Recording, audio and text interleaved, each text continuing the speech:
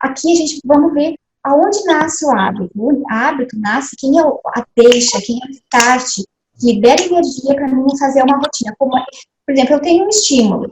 O que vai fazer que eu, por exemplo, tenho um estímulo que uma amiga me liga e diz, Denise, vamos correr, né? Vamos fazer uma corrida, vamos fazer uma caminhada, uma corrida, é um estímulo. Mas essa deixa, o que faz com que eu tenha essa vontade de ir? É a dopamina. Então, a dopamina é o querer ir.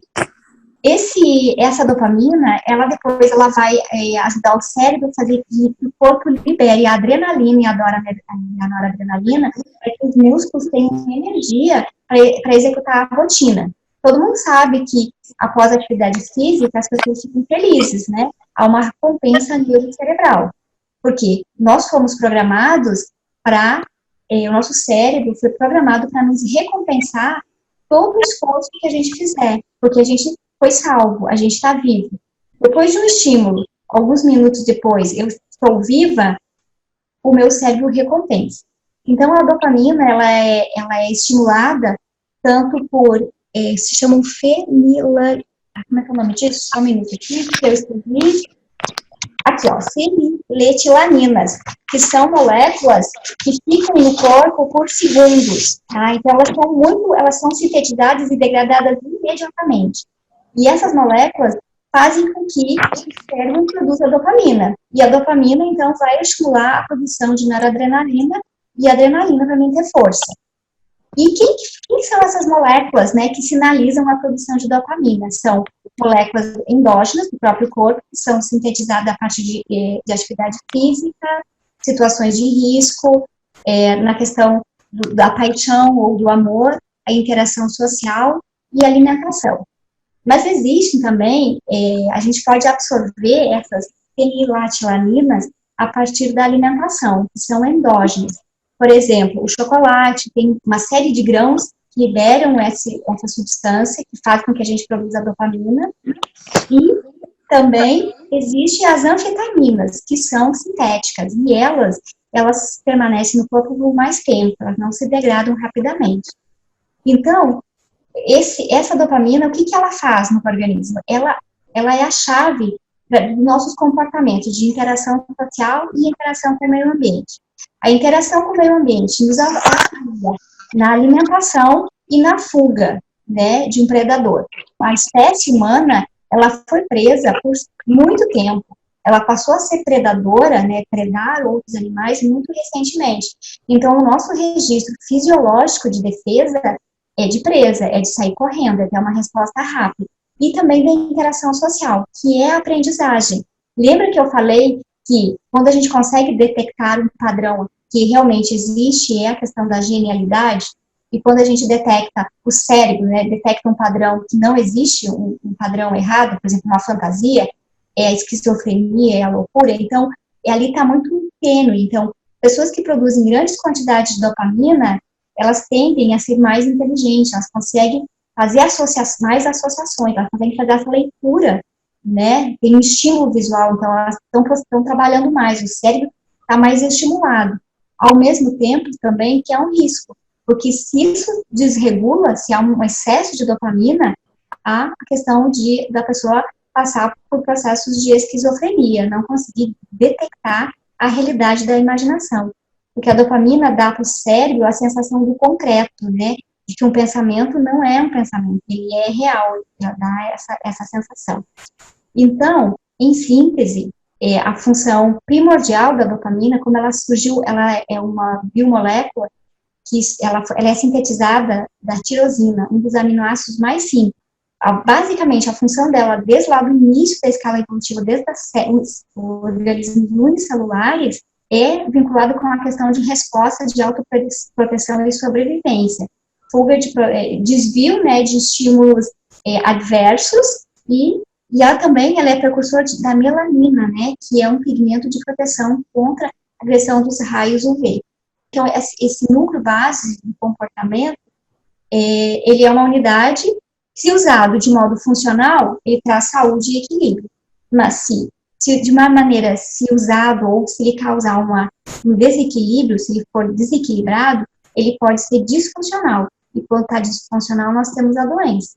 Eu tenho uma pergunta. Tá. Você está enfatizando essa questão da dopamina, né? Que acaba sendo também uma resposta do cérebro a um estímulo que ele recebeu, né? E gostou. Exato. Mas quando a gente vai mudar o hábito, de certa forma, tem um período aí, meio paradoxal, porque você quer mudar aquele estímulo ou aquele gatilho que estava gerando aquele comportamento, porque aquele comportamento gerava recompensa, mas se essa recompensa estava ligada à dopamina de alguma forma, mas se ela não estava te ajudando ou não estava te trazendo saúde, e você quer mudar, é paradoxal por quê? Porque você tem que interromper de alguma forma esse fluxo inicial de dopamina. Você, durante um período, você vai mudar o comportamento, né? Então vai ficar o organismo sem a sua recompensa nesse período de transição. Não temos como mexer nisso. Isso é uma coisa muito ancestral. Então a deixa, a gente reconhece ela, identifica e muda só a rotina. Por exemplo, o próximo aqui, ó, próximo slide, a gente não mexe na deixa, entende? E nem na recompensa. O que você chama de deixa é o gatilho. É o gatilho. Isso aqui, ó, você vê essa imagem, isso é o gatilho. O que você vai fazer? O cérebro vai responder isso de maneira espontânea. O que acontece? Você vai sair correndo. Se você vê a questão, você vai ficar sentado? No cinema, a gente acaba rompendo o nosso sistema natural de defesa, porque a gente fica sentado. A gente sente um monte de medo ali e acha super divertido sentir medo, porque o quê? Qual foi a deixa? O tubarão, um predador. O que vai fazer? Qual vai ser o lucro do hábito agora? Liberar um monte de adrenalina, que vai liberar um monte de mitocôndrias, que vão liberar um monte de energia nos músculos, e a gente vai ficar super energizado para ter muita força para sair correndo.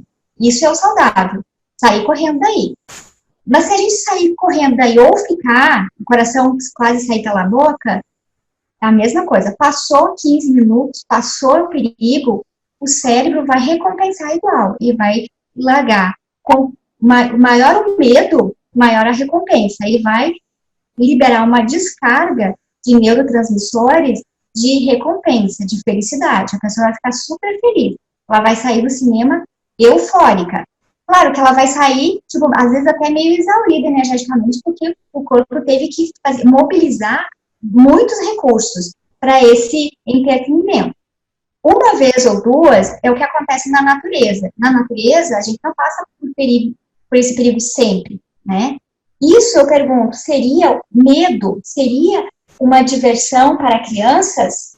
Quando a gente pensa, é certo, é um hábito saudável, a ponto de vista, pensando da criança, dessa criança daqui a 50 anos, essa criança daqui a 60 anos, esse lazer é um lazer saudável?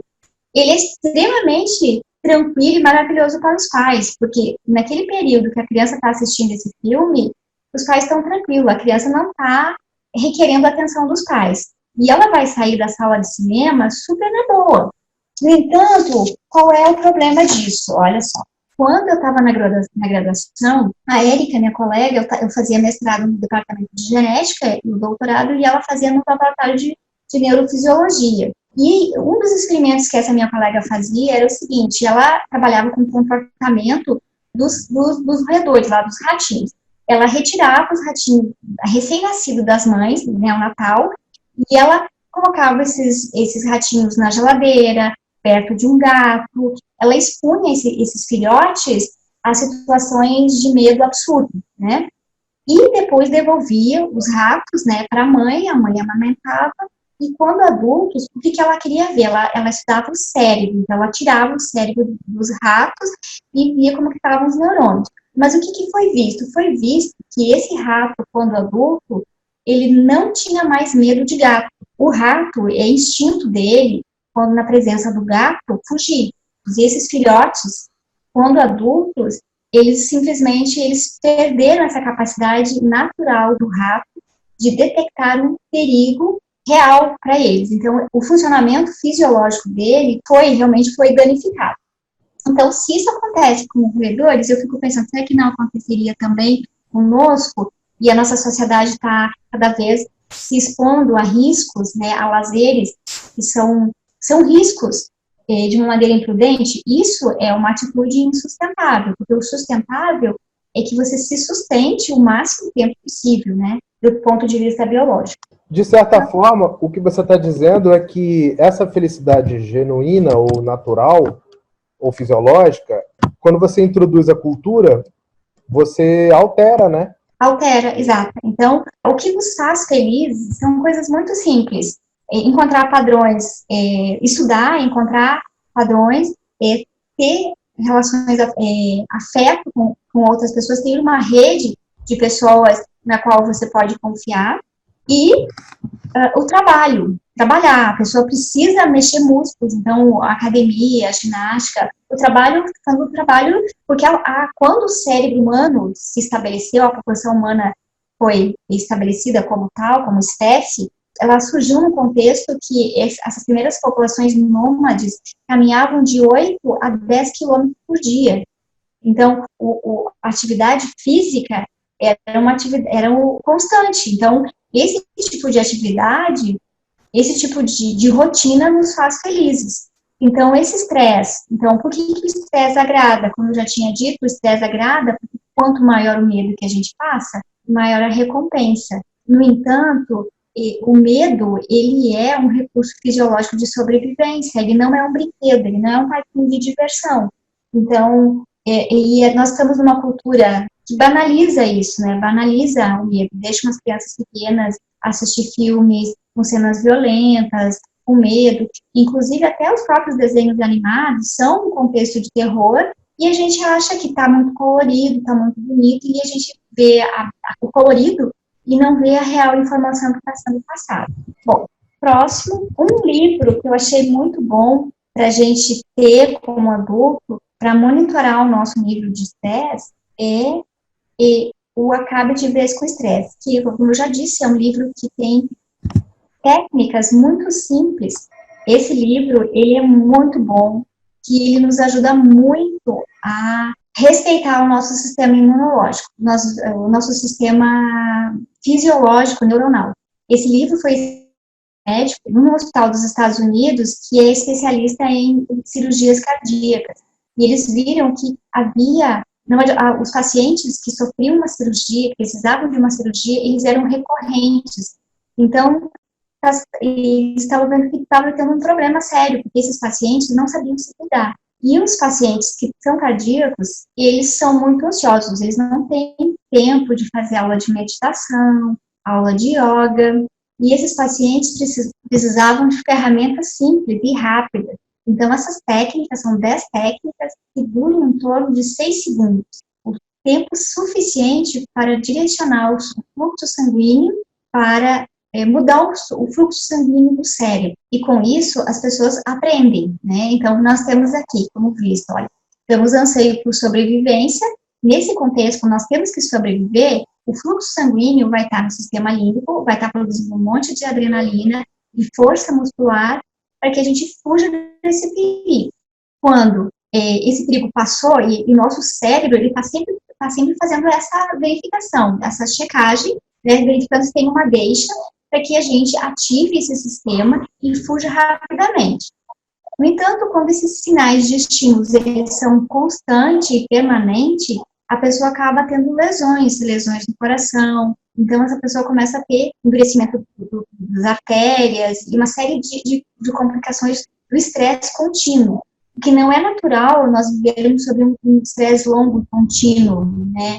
O estresse, ele precisa ser rápido e nós termos uma resposta fisiológica imediata e fugirmos. No momento que tá tudo bem, que a gente fugiu, o cérebro começa a se preocupar com outras coisas, que é o anseio por compreensão. O sangue flui para o córtex, e no córtex a gente consegue, então, pensar, e começa a refletir, começa a criar coisas, e assim que a humanidade, então, evoluiu, buscando compreender, explicar e criar coisas novas. Então, os períodos mais criativos foram aqueles períodos da humanidade em que aquelas civilizações estavam num período entre guerras, era um período que estava pacificado, que não haviam grandes conflitos, ou eram populações que estavam isoladas e que podiam ter esse tempo, esse ócio produtivo, né, esse tempo de contemplação e começar a criar coisas novas. Eu falo muito rápido, tá? E esse meu hábito, eu sei que ele interfere no processo de compreensão de quem está me ouvindo. Pelo seguinte fato, quando eu estou nervosa, eu falo rápido, e o que acontece? Simplesmente, esse ritmo rápido, ele faz com que as pessoas que estão me ouvindo liberem adrenalina, sem querer. Então, é meio difícil de ouvir. E eu preciso treinar isso, começar a falar mais devagar, para o seguinte, para sinalizar para os telespectadores que não tem perigo. Porque se eu estou falando rápido, eu estou correndo. E por um reflexo de neurônios espelhos, vocês também ficam alerta. Bom, passado, então, as pausas são importantes. Então, as universidades, por exemplo, o ambiente, quanto mais calmo, mais tranquilo e mais conservador algumas rotinas, elas permitem que mais inovações ocorrem, paradoxalmente. Então, lugares que são bastante criativos, eles estão, ao mesmo tempo que tem esse espaço de inovação, as rotinas básicas, os horários de alimentação, horas de sono, elas precisam ser padrão, isso não pode mudar, é meio paradoxal, né? Então, o corpo fisiológico, ele gosta, ele se adapta, ele precisa de sempre a mesma rotina. Claro, se nós quisermos ter uma alta produtividade intelectual. Então, os intelectuais que aprenderam a produzir bastante, a vida deles é calma, é tranquila. Então, vamos para o próximo. E é isso aqui, então. O cérebro é um tubo, né? É um tecido, é um tubo. Então, ele é um tubo que ele cresce dentro de uma caixa craniana, e esse tubo, então, ele vai se enrolando, vai se dobrando sobre ele mesmo. Então, nós temos esse aspecto de um tubo todo amassado, né? Mas o tecido em si, então, os neurônios, ele é como um tecido que se conectam, então, são conexões. Quanto maior a quantidade de dobras nesse tecido, nessa superfície, maior é o volume do cérebro. Mas o fluxo de informações, né, que vem, todas as informações que são processadas no cérebro, elas passam pela medula espinhal, então vão passar pela nuca, e a primeira informação, então, que é processada é a informação de dor. Então, todo mundo que já teve uma dor sabe que quando se está com dor, a dor, ela toma conta de todo o cérebro, porque existe um sistema de um espelhamento neuronal que essa dor vai espelhando e vai amplificando esse sinal até que o cérebro inteiro entenda que existe uma dor. Então, quando nós estamos machucados, né, lesionados, é difícil ler, é difícil se distrair com outras partes, a não ser que a gente tome um analgésico, porque a função básica, né, da fisiologia cerebral é a sobrevivência. Então, uma dor, ela não pode ser ignorada, então ela tem que ser tratada. Bom, fazendo essa leitura, então, as informações vai vindo, a segunda etapa é as emoções, que é o sistema límbico. Então, eu vou verificar se eu estou em perigo, ou qual é o contexto. Está tudo ok? Então, o fluxo de informação, ele é processado em terceiro nível, que é o córtex. E aí é a área da inteligência, da linguagem, do processamento de números, de dados. E, a partir, então, desse raciocínio lógico, a gente pode, então, criar coisas novas, que seriam, então, uma nova camada de processamento neuronal. E uma vez que todas essas informações são feitas, que o cérebro faz essa integração desses dados, um artista, por exemplo, para ele desenhar, tem a imaginação, tem o raciocínio, vai passar pela emoção e ele precisa efetivar essa idealização, essa imaginação num traço. Então, ele vai precisar de coordenação motora, ele vai precisar, então, dos neurônios periféricos, né? Então, ele vai precisar treinar. Toda ação, ela pode ser treinada e robotizada. É o que os artistas de circo fazem. Depois de toda ação que a gente treina, ela não ocupa mais processo cerebral do córtex, onde é processada, e sim esse roteiro, ele é direcionado, ele é armazenado no cerebelo. Então, todas as ações mecânicas, mesmo que extremamente elaboradas, mas que já foram automatizadas, quem cuida disso é o cerebelo. O que poderia alterar o comportamento das populações? Então, a partir dessa hipótese que eu estou trazendo aqui, do que mais traz a alteração do comportamento seria a alteração da rota da dopamina, que é da deixa. Então, a gente sabe que o trigo foi modificado geneticamente, atualmente ele é 400 vezes mais produtivo ou melhorado, então trouxe um grande benefício para a indústria alimentícia, só que essas modificações do trigo produziram um glúten, né, uma proteína, que é de difícil digestão para a nossa fisiologia.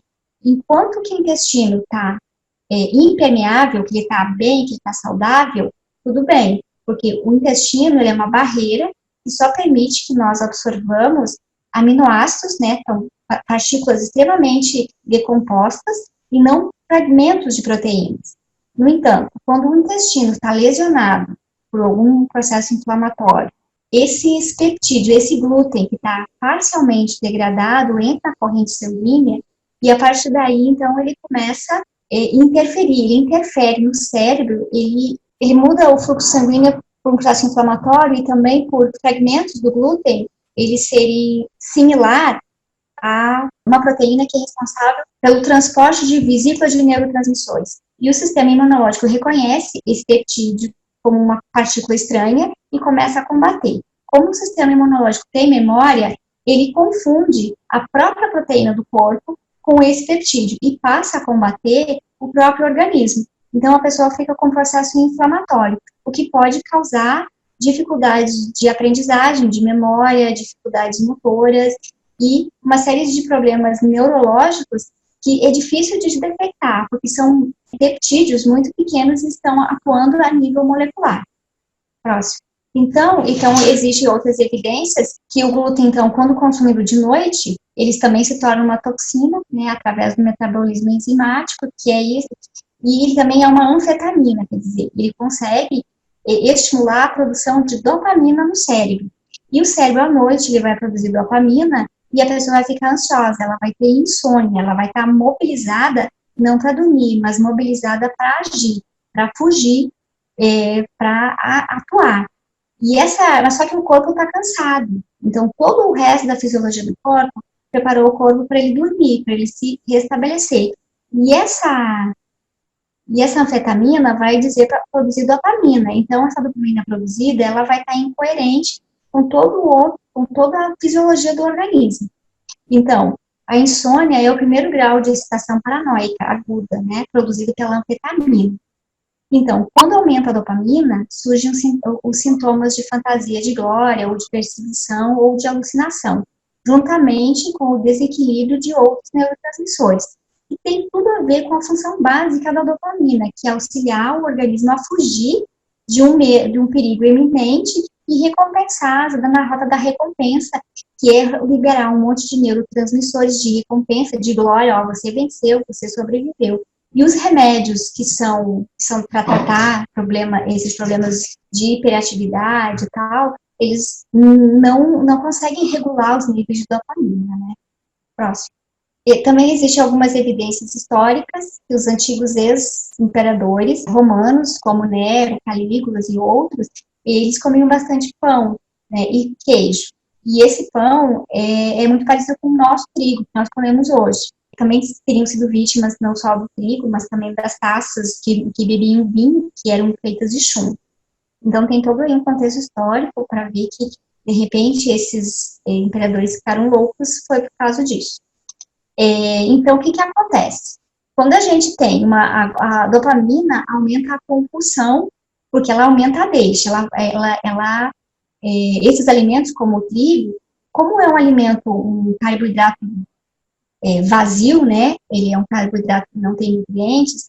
A recompensa, ela é parcial, ela não é total. Então, logo a pessoa vai estar com fome de novo, ela vai estar desnutrida. Então, ela vai liberar mais dopamina, porque o indivíduo tem que buscar mais comida.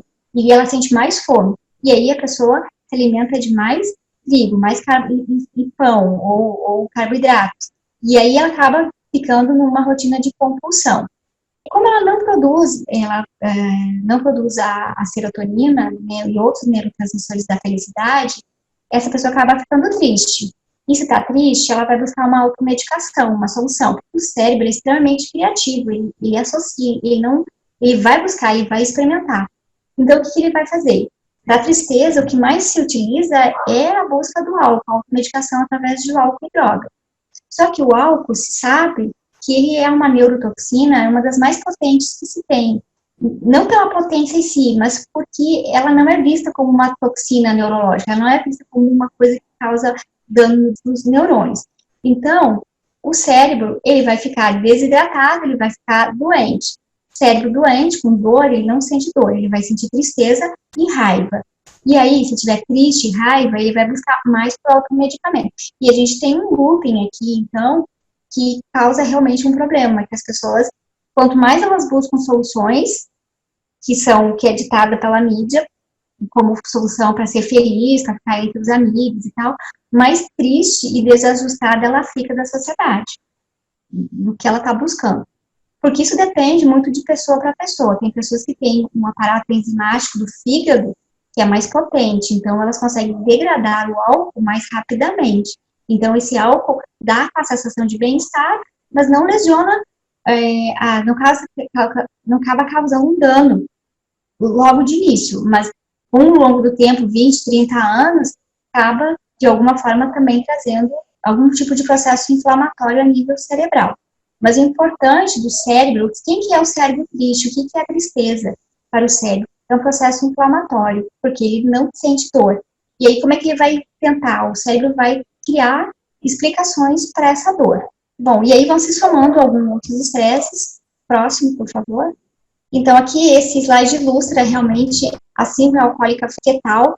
Aqui independe da dose, tá? Depende da genética da mãe, da capacidade da mãe de degradar o álcool. Mulheres que beberam muito poucos, elas podem ter filhos com a síndrome alcoólica fetal. Depende do aparato enzimático delas para degradar o álcool. Porque se esse álcool chegar no feto, o que acontece? Há uma perda significativa de massa neural. Então, esses bebês, né, nascem com metade, praticamente, do tamanho do cérebro de uma criança normal. O que é isso? Porque esse álcool matou o neurônio. O que é uma toxicidade? O que é uma citotoxicidade? É tudo aquilo que mata a célula. Então, esse neurônio, ele foi eliminado, ele não conseguiu sobreviver num ambiente alcoólico, um álcool, né? Então, o Ministério da Saúde fala que o álcool não é um alimento, ele é uma toxina. E ele é só, o efeito barato dele é isso, porque ele engana o cérebro, ele deixa o cérebro confuso, e isso que dá uma sensação, então, de bem-estar. E o que eu teria para falar para vocês? Então, o herói é aquele que aprende. Nós estamos acostumados com super-heróis. Super-heróis salvam outras pessoas, né? E o herói é aquele que aprende com as experiências. Mas se nós temos um processo inflamatório no nosso cérebro, a gente não consegue aprender.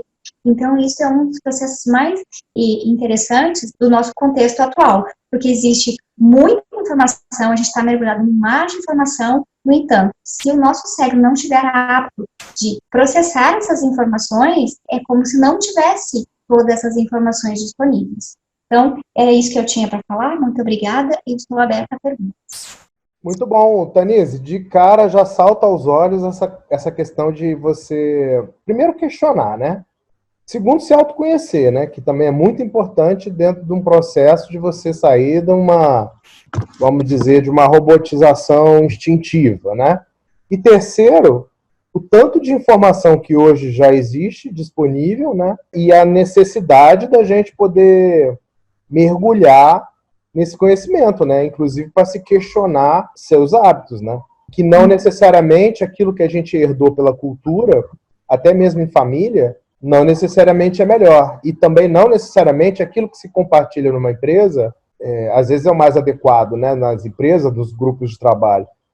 E ao detectar uma necessidade de mudança, como ela é complexa, ela envolve o indivíduo, envolve a coletividade, né?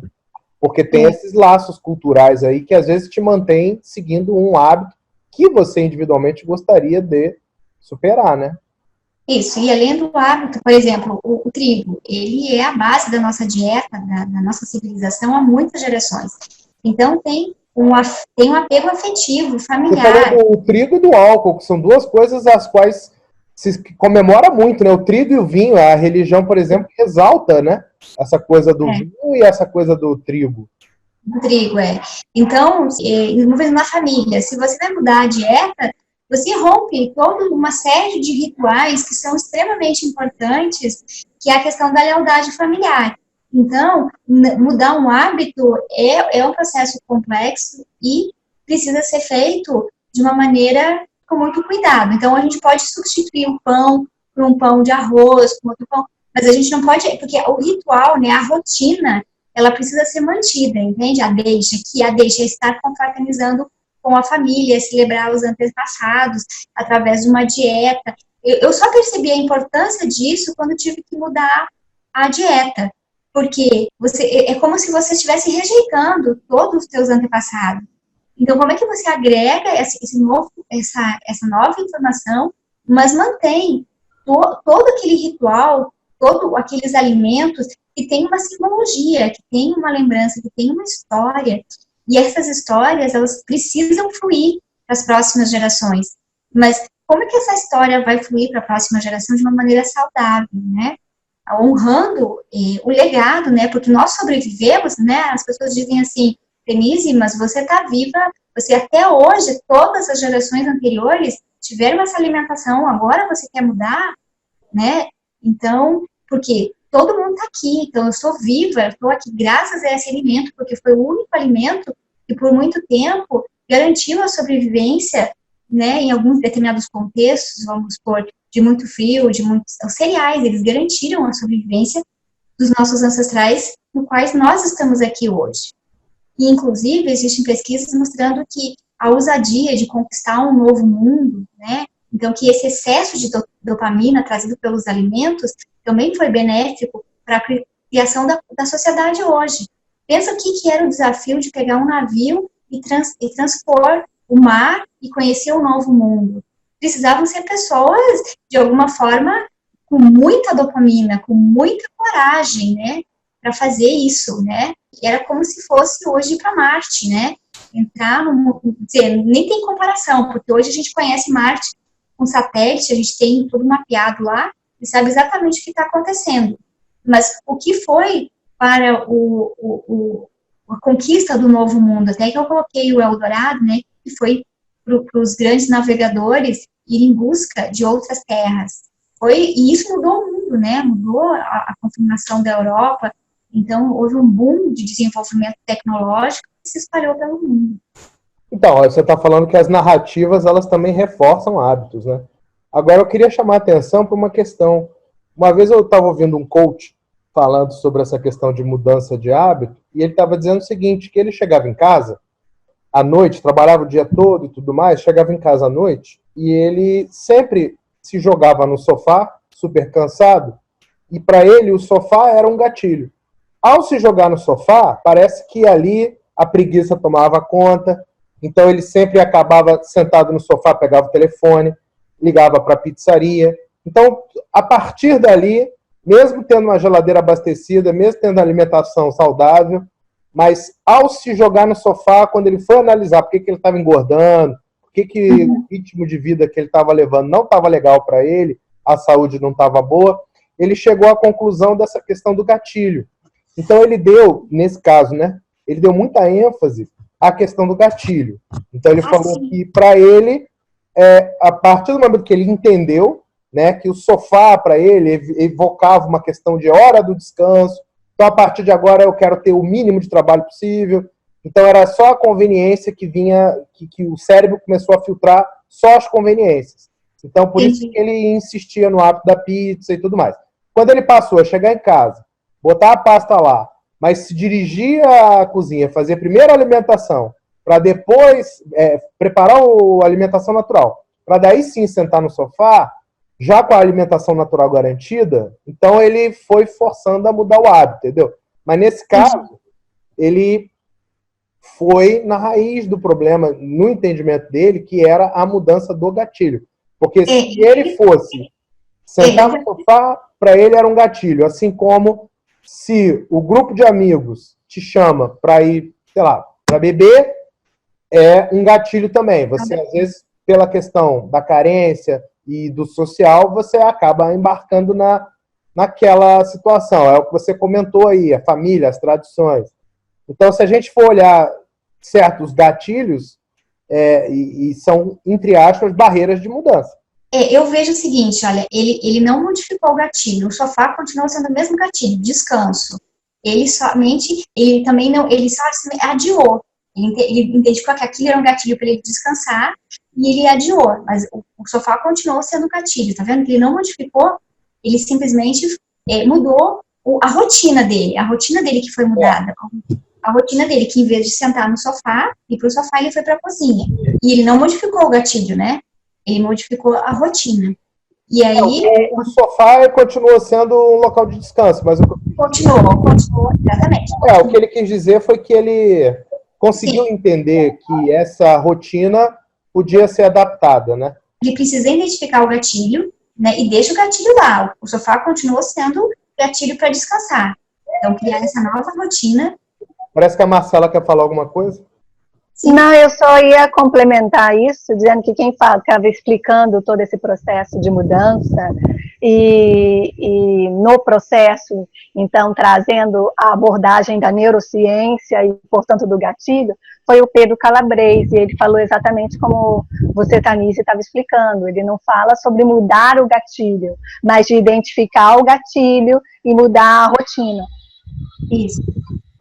E mudar a sua relação com o gatilho também, né? Porque, por exemplo, no caso do grupo de amigos, né? Que você quer, sei lá, estudar, sua prioridade naquele ano é estudar.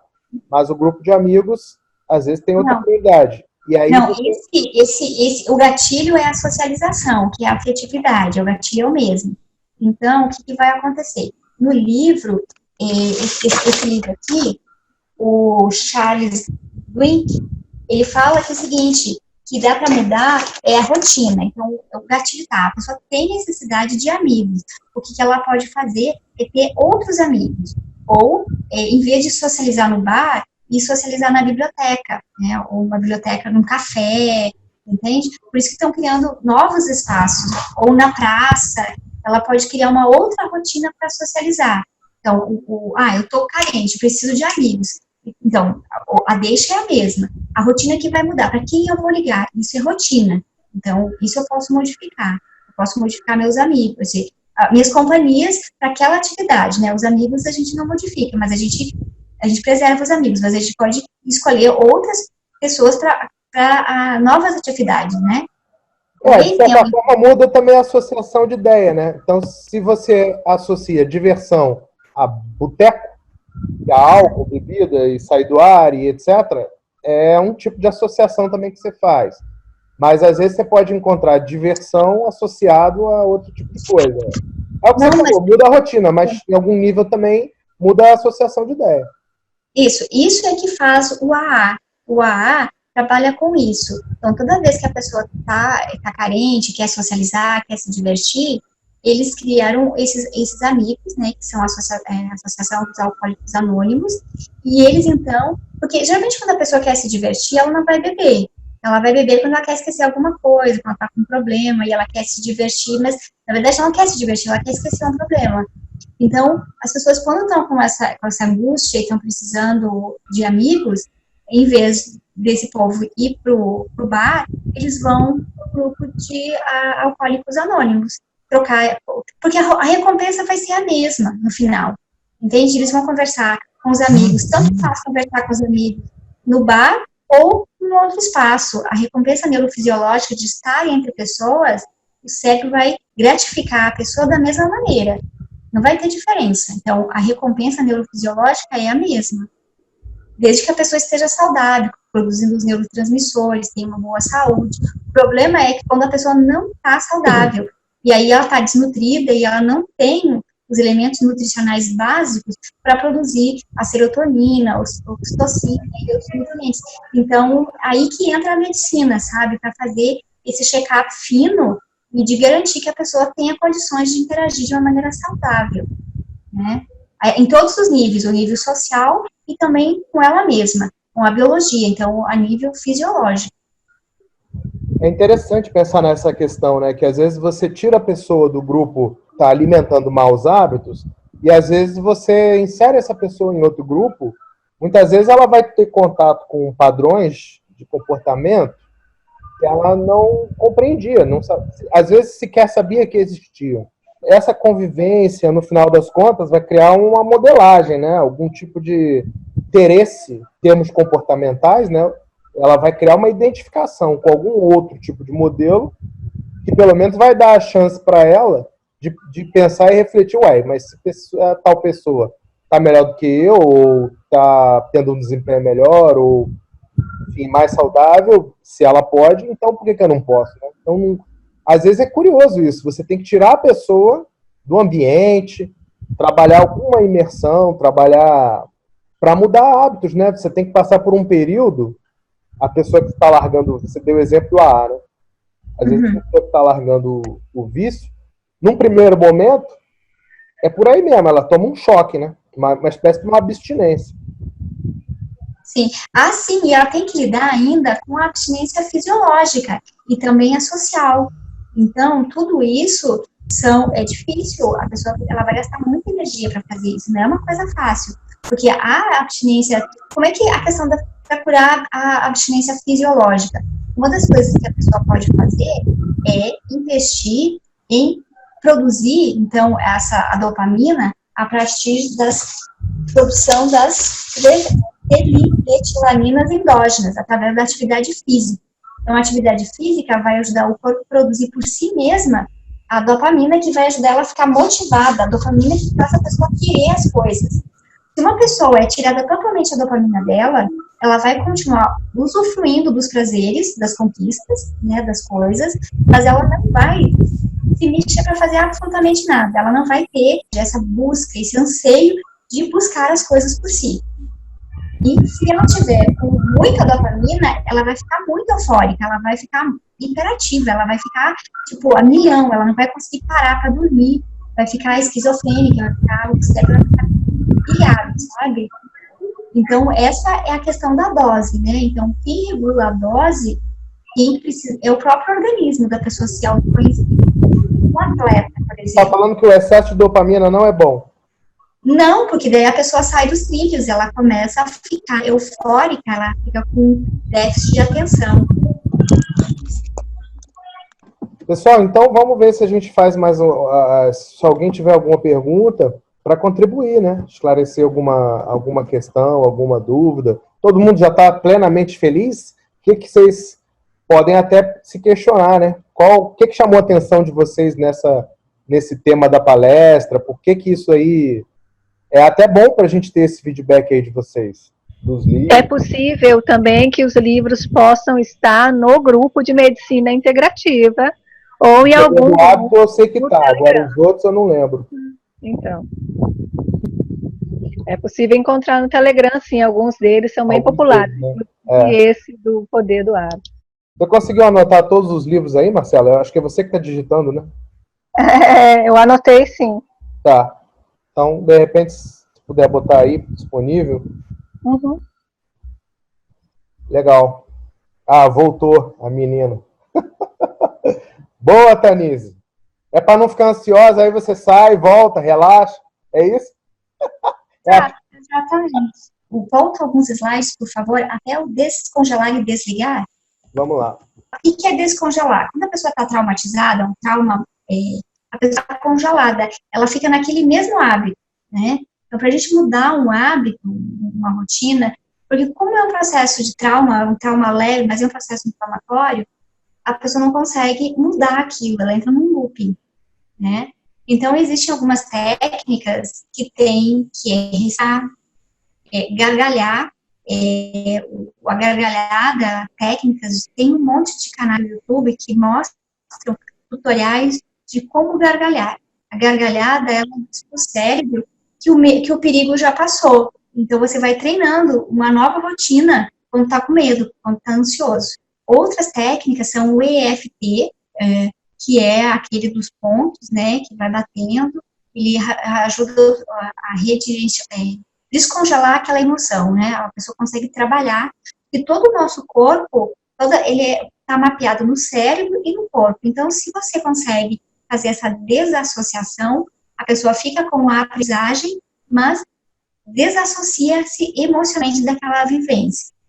Então, são técnicas que são muito utilizadas, e uma das técnicas também é o chart da NASA, que ajuda o cérebro a oxigenar o cérebro, que basicamente é uma rotina de intercalar movimentos de braço direito, braço esquerdo e fala. Então, o que pode ser substituído por uma rotina, por uma coreografia de dança, né? Então, as pessoas podem criar, por isso que as danças, as atividades físicas são tão importantes para ajudar nesse processo de mudança de hábito. Outra questão é o desligar, a pessoa tem que desligar essa produção excessiva de dopamina. Como? Então, evitando o glúten, evitando todos os alimentos que, de alguma forma, estimulem, que liberam o precursor da dopamina, porque a dopamina a gente não, é o nosso próprio corpo que produz, tá? Nós temos precursores que estimulam essa produção. Então, é evitar o acesso a esses precursores que vão, esses gatilhos, né, fisiológicos que vão produzir. Existem bactérias, por exemplo, na carne e no queijo, não, o trigo não, mas na carne que eles induzem a produção de feniletilaminas endógenas. Também no organismo vão estimular a produção de dopamina e vão criar um vício. Então, evitar alimentos que sejam inflamatórios, dormir no escuro é extremamente importante para que outros neurotransmissores importantes do cérebro sejam sintetizados.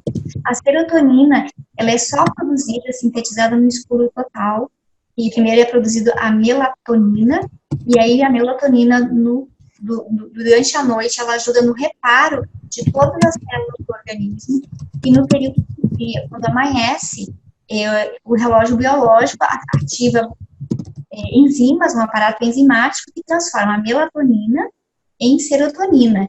E a serotonina é a que dá a sensação de prazer e felicidade para as pessoas. Mas a pessoa só vai conseguir ter quantidade de serotonina suficiente se ela dormiu no escuro, se ela dormiu bem de noite. Então, a luz, ela é um chave de interruptor de que moléculas serão produzidas e quais não serão. Aquela luz azul dos aparelhos eletrônicos, ela é feita para manter as pessoas acordadas, que é exatamente o comprimento azul, de onda azul, que liga o relógio biológico. Então, é importante, quando for dormir, não deixar nenhuma luz azul, né? Televisores, celulares, eles têm essa luz azul para manter a gente acordado por mais tempo, senão nós dormiríamos na frente deles. Então, é importante desligar esses aparelhos. Ter paciência e reposição nutricional, né? Dos nutrientes que precisam, sejam eles minerais, vitaminas, ter uma dieta equilibrada. Não se pode falar não faz sentido, né? Falar em uma felicidade mais ampla, porque não se torna sustentável, né? Se a camada anterior ou o nível anterior não está atendido, a pessoa está inflamada, de certa forma dorme mal, se alimenta mal e as questões fisiológicas delas estão comprometidas. Então, é sempre uma meia felicidade aí, né? O celular está com pouca bateria e a carga não está vencendo carregá-lo. Tá certo. Então, mas deu pra perceber. Ele já estava com pouca bateria no início, então o próximo webinar eu vou tomar o cuidado dele ficar com a carga cheia logo de início. Beleza. Eu pensei que essa fala ia ser mais curta, mas como ela foi a primeira, talvez... Se a gente conseguir enxugar para 1 hora, tá ótimo. Dentro de 50 minutos, 1 hora, tá muito bom. E nas perguntas aí acaba vindo à tona, aí você consegue desenvolver também muita coisa a partir das perguntas. Tá joia? Pessoal, muito obrigado, viu? Marcela, muito obrigado pela presença. Marcos, foi um prazer. E até a próxima oportunidade aí. Fiquem ligados aí no grupo que a gente divulgou aí. Obrigada a todos, gente. Obrigada pela oportunidade. Tchau, boa noite. Agradecimento, Marcela. Tchau. Tchau, obrigada.